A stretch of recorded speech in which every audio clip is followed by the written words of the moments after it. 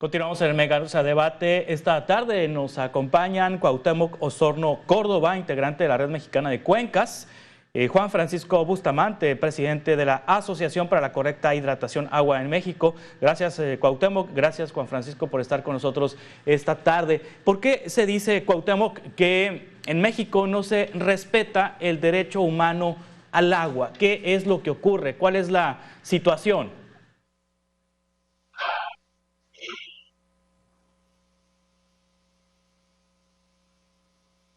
¿Sí, Cuauhtémoc?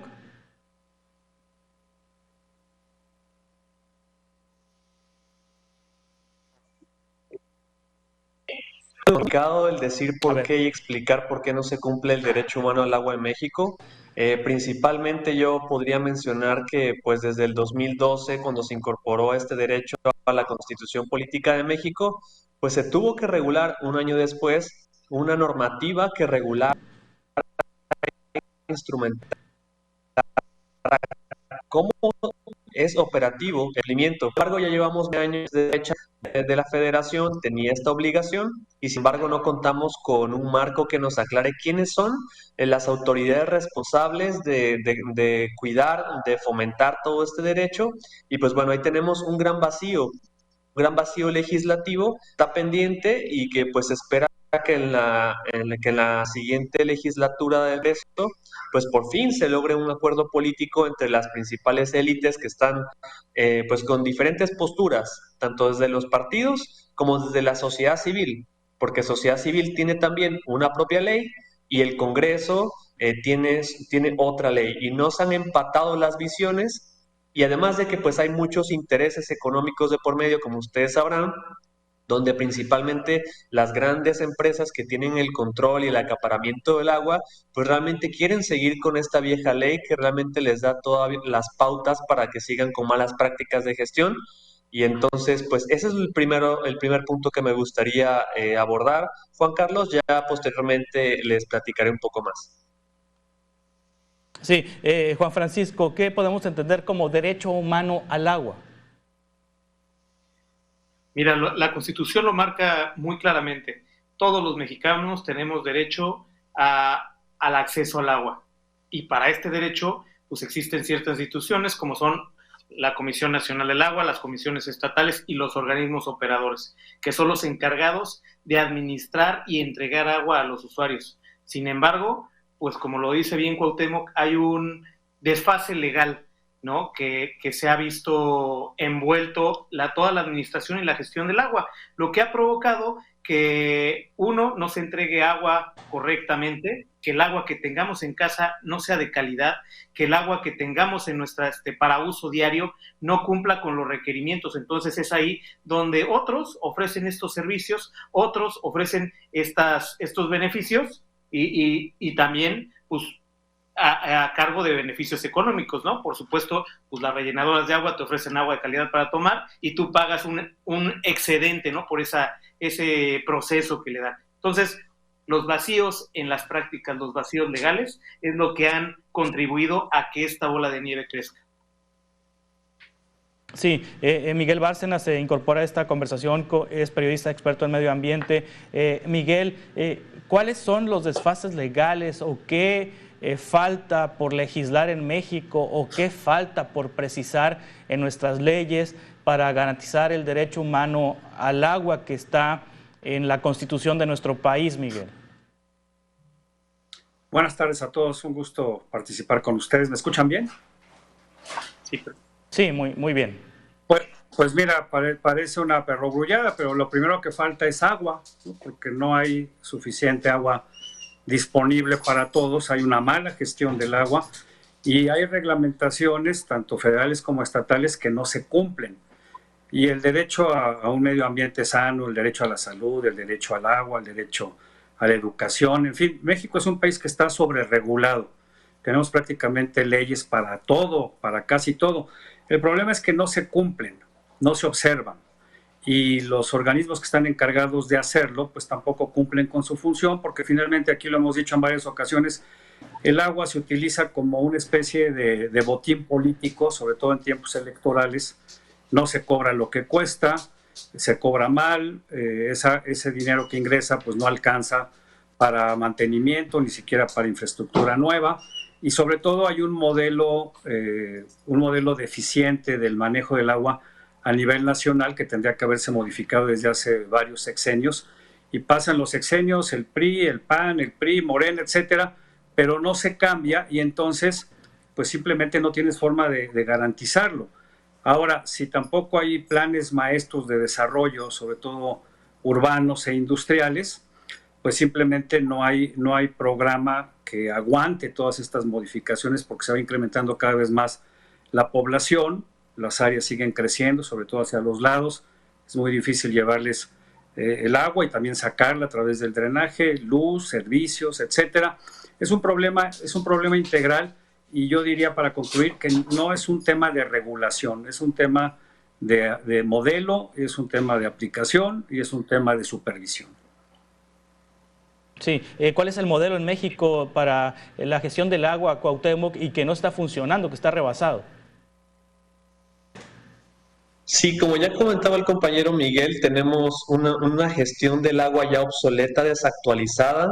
Lamentablemente, las innovaciones científicas en las diferentes áreas disciplinares no se han insertado, por ejemplo, ni en la Comisión Nacional del Agua, ni en los organismos operadores del agua, que son más municipales, pero hay algunos estatales. Como por ejemplo, si podemos tener un caso muy concreto como lo que sucedió en Europa, donde se transformó la política hídrica del siglo XX. Justamente Europa, en el año 2000, comienza todo este debate técnico-científico y también ciudadano y da pauta a un nuevo modelo de gestión que se llama el Marco Directiva del Agua. Y ustedes lo pueden leer y prácticamente esta transición lo que hizo es salir del paradigma hidráulico, que es el que tenemos en México, a querer resolver todo con megas obras de infraestructura, como las grandes presas, los trasvases. Es decir, esa es la visión que tenemos en México, priorizar el cemento y el concreto, mientras que Europa se dio cuenta que ese tipo de soluciones que se llaman infraestructuras grises tienen muchas limitantes y generan daños al ambiente y conflictos sociales. Entonces Europa lo que hizo fue transicionar hacia una política ecológica que ponga al centro las cuencas y los ecosistemas. Porque si hablamos, justamente ayer publiqué una columna en Animal Político donde hice esta analogía de cómo la crisis del agua es como una crisis de la leche. Apostamos a que vamos a garantizar leche para la sociedad, apostándole a más tanques de almacenamiento y a más mangueras, cuando sistemáticamente hemos abandonado las vacas. Y si yo les pregunto a ustedes de dónde viene la leche, ¿de un tanque de almacenamiento o principalmente de una vaca?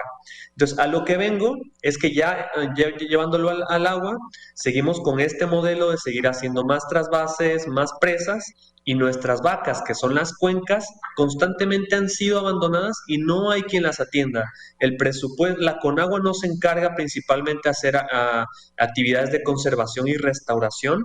A lo mucho que se hace es aplicar vedas, pero que ni se vigilan, como dice Miguel, que existe una normatividad que regula las vedas, pero nadie las está vigilando. Y las instituciones que sí tienen capacidades de estar inspeccionando, como la Profepa, la CONAFOR, la CONAMP, tienen un miserable presupuesto. Entonces, además de que tenemos un modelo obsoleto de la gestión del agua, tenemos mal distribuidos los presupuestos y eso es lo que hace que, como dice Miguel, tengamos menos disponibilidad de agua en el territorio porque tenemos un mal enfoque. Lo dejamos todo al lado de las megas infraestructuras y a rezarle de vez en cuando a Tlaloc y no tanto enfocarnos a cuidar y a restaurar nuestras cuencas. Entonces, eso es como, para mí, el principal, digamos, gran obstáculo que hay en México, más como lo que comenta Miguel, que hay falta de aplicación de la ley. Sí, Juan Francisco, ¿hay acaparamiento del agua en México? Y si es que hay acaparamiento del agua en México, ¿quiénes acaparan el agua en nuestro país? Mira, la respuesta es sí, y bueno, es muy compleja. Quisiera tomar un punto aquí de Cuauhtémoc en el que yo estoy un poco de desacuerdo. El tema de que estamos obsoletos. La verdad es que tenemos líneas vanguardistas en lo que es en materia regulatoria en agua. Lo que pasa es que pues, todo está sobreregulado, como dice Miguel. Tenemos leyes de tratamiento de agua, de descargas, de consejos de cuenca, donde están invitados a participar. Sin embargo, todo esto está fuera del alcance y de la participación y de las actividades que todos tomamos.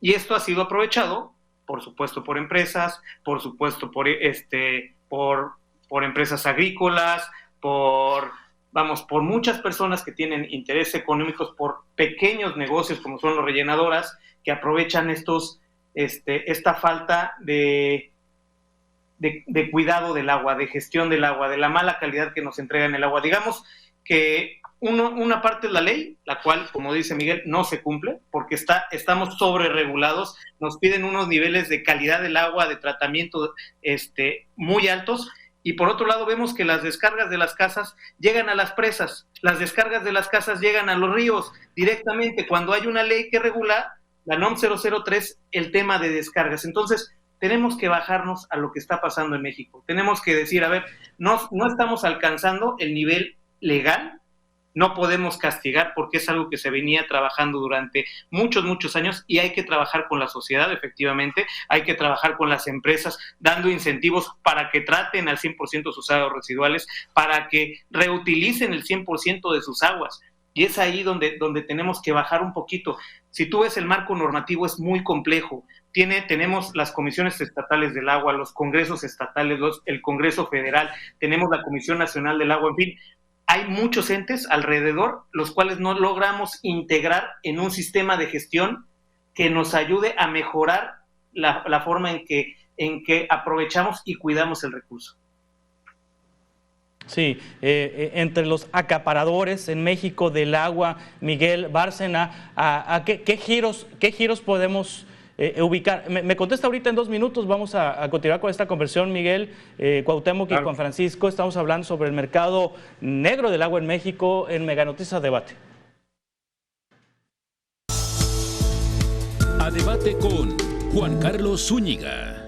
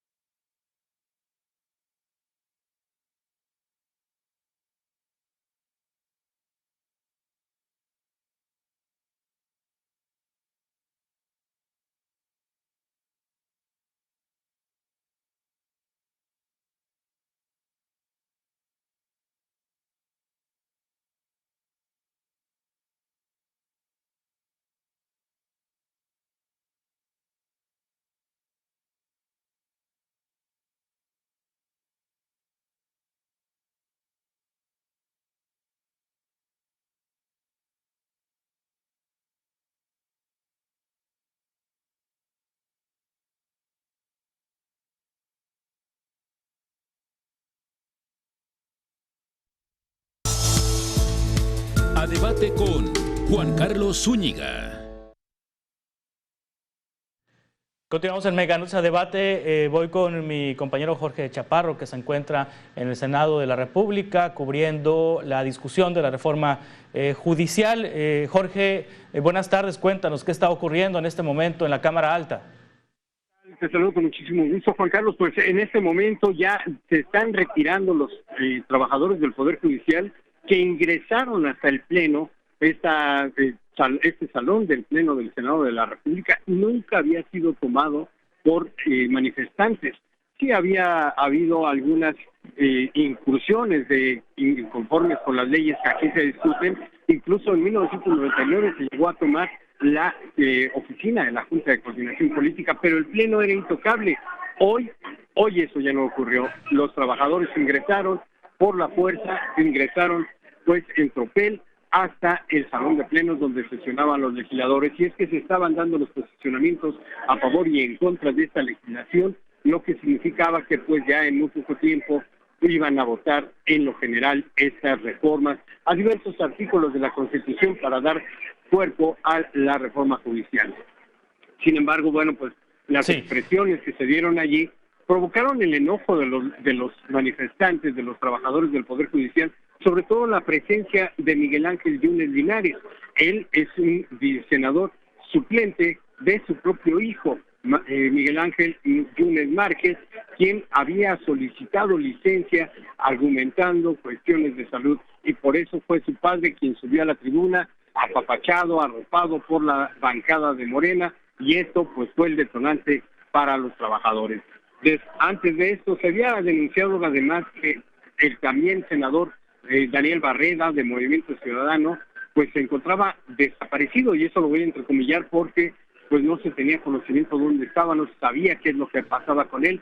O sea, lo que sabían hasta ese momento era que el padre de este senador había sido detenido en Campeche por elementos del Estado, fuerzas estatales lo habían arrestado, y poco después a otro colaborador de este senador.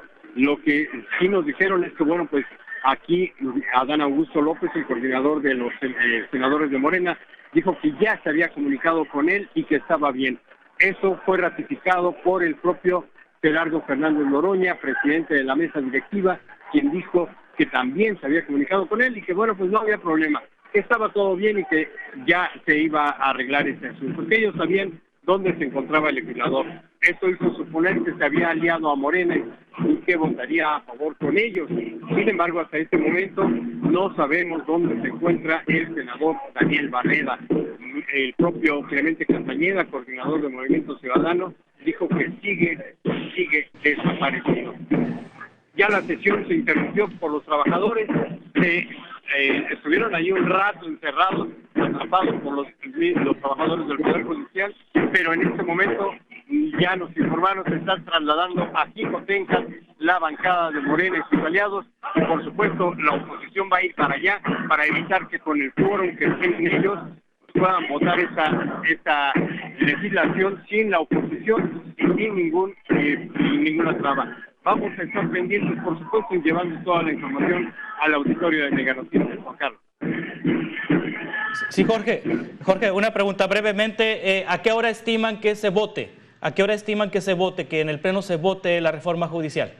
Mira, las primeras estimaciones que teníamos es que se iba a ir hasta la madrugada, 3, 4 de la mañana, pero con este retraso que se ha presentado, pues probablemente sean las primeras horas ya clareando el día miércoles aquí en el país, cuando se vote esta reforma. Va a ser una jornada muy larga, va a ser una jornada muy complicada si es que se logra reanudar allá en el recinto alterno de Jicotenca.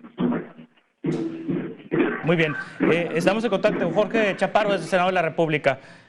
Volvemos contigo en cuanto haya novedades, ese reporte de lo que está ocurriendo en el Senado de la República con la discusión de la reforma judicial, la reforma constitucional en materia judicial. Continuamos el mega debate con la mesa sobre el agua, con Cuauhtémoc Osorno, Miguel Bárcena y Juan Francisco Bustamante. Nos quedamos con usted, Miguel Bárcena, sobre los acaparadores de agua.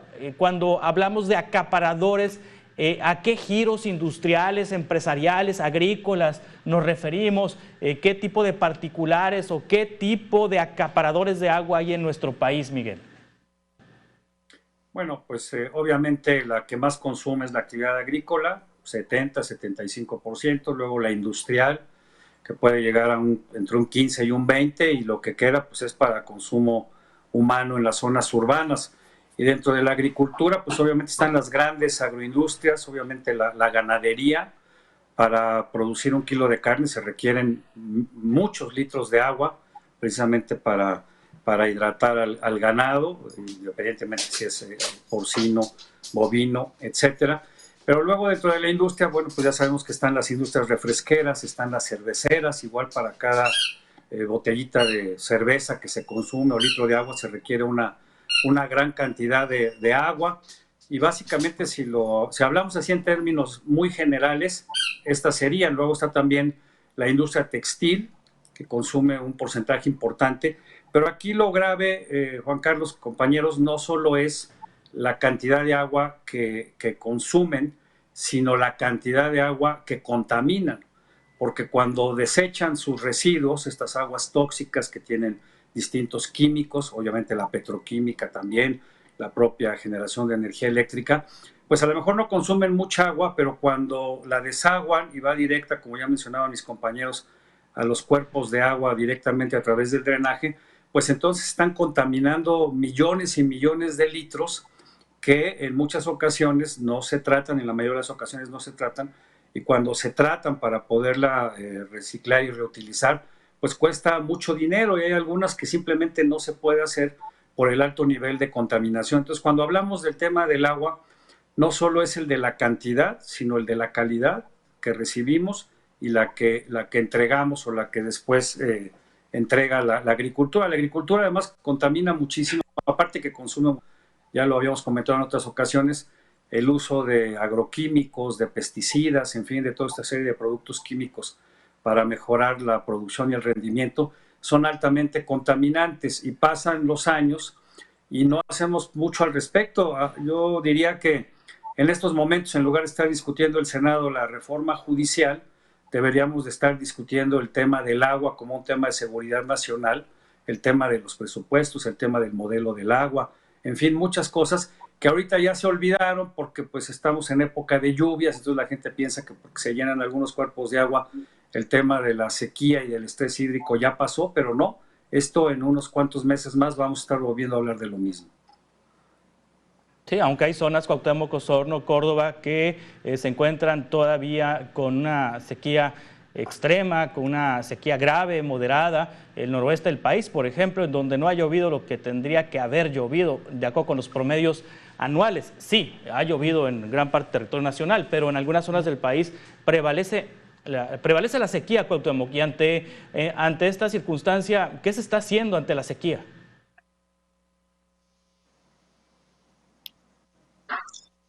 Bueno, pues retomando como un poco de tu pregunta anterior, Juan Carlos, pues la Universidad Autónoma Metropolitana sacó un análisis a partir del registro público de derechos de agua de la Conagua y de las estadísticas que generó este estudio, pues demostraron que al menos 1.2%, por ejemplo, de los grandes usuarios acaparaba una tercera parte del agua.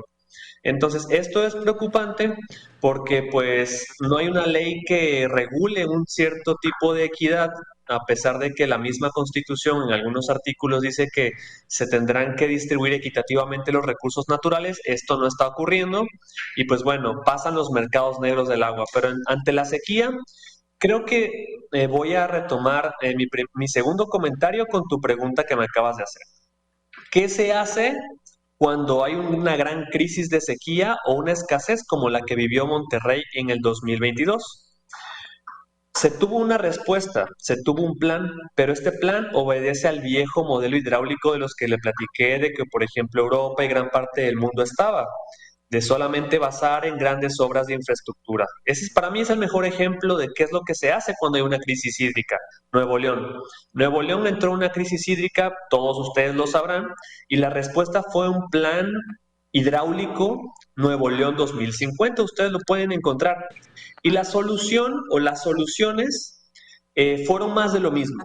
Hacer más pozos, se propuso el trasvase Río Pánuco desde Veracruz, se propuso una desaladora, es decir, se sigue apostando a que más mega infraestructura nos va a salvar cuando no se cuestiona ni el acaparamiento que existe del acuífero Monterrey en Nuevo León por las embotelladoras principalmente que acaparan aproximadamente 30% del agua del acuífero es de las grandes industrias embotelladoras.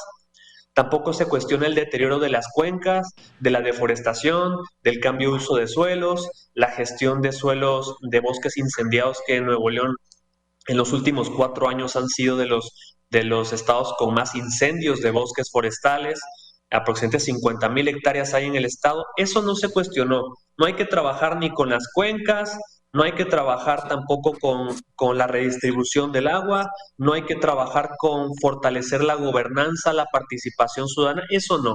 Únicamente es más obras de infraestructura que lo único que hacen es desplazar o digamos que no solucionan el problema de fondo, el problema sistémico, sino simplemente es como una solución parche a un modelo que justamente obedece un sistema extractivista que no se pone límites a estas vacas, como les decía en principio. Entonces, pues, concretando mi respuesta, lo que se hace es más de lo mismo de lo que se hizo en el siglo pasado. Y, por ejemplo, mientras China y Europa le apuesta a las soluciones basadas en la naturaleza, también, por ejemplo, Chile y Colombia están en una transición hídrica interesante de la que deberíamos de aprender. México sigue con la misma vieja escuela hidráulica. Entonces, concluyo, se sigue haciendo más de lo mismo y pues no vamos a llevar a ningún lado con el mismo modelo de gestión, Juan Carlos. Sí, ¿cuál es el punto de equilibrio, Juan Francisco Bustamante? Porque el agua en el campo es necesaria para la producción de alimentos, el agua en la industria es necesaria también para la economía, para la generación de empleos, el agua es necesaria para la minería, en fin, ¿cuál es el punto de equilibrio? ¿Cómo tener un uso adecuado del agua en sectores que son fundamentales para la sobrevivencia, que es, por ejemplo, el tema de la alimentación? Yo creo que el punto de equilibrio lo alcanzamos cuando la extracción iguala a la infiltración, ¿no? Cuando lo que extraemos logremos de alguna forma, ya sea artificialmente o naturalmente, se infiltre, ¿no? Mientras que tengamos el 100% de los ríos contaminados, mientras tengamos el 60% del agua residual sin tratar, mientras tengamos, como dice Cuauhtémoc, los índices en materia de salud, los índices en materia de uso del agua disparados, como dice Miguel, 76% del agua que se utiliza en la agricultura cuando los países desarrollados de la OCDE están en un 45-55%, ¿no? Mientras tengamos esos niveles que están disparados en todos los sentidos, pues podemos hablar que no hay un punto de equilibrio. Tanto en cuanto lo alcancemos, empecemos a tener el 100% de las aguas residuales tratadas, la captación del agua pluvial, el aprovechamiento al 100%, pues digamos ya ni siquiera el 100%, el 80% de los ríos, de los lagos estén saneados, podemos hablar de que estamos llegando a un equilibrio, pero sí son muchas acciones, tenemos que combinar muchos casos de éxito, como dice Cuauhtémoc, en Chile, en China, en Japón, ¿no? Hay casos de éxito, pero también hay en Estados Unidos, que es más nuestro modelo, ¿no? Nosotros nos dirigimos más a estas grandes infraestructuras, pero también hay que ver lo pequeño, la participación es muy importante. Entonces, pues tenemos que llegar a que haya un equilibrio, tanto en lo que estamos produciendo como lo que tenemos de cuidado de la naturaleza, definitivamente, Juan Carlos. Sí, vamos a continuar ahorita con esta conversación en un par de minutos.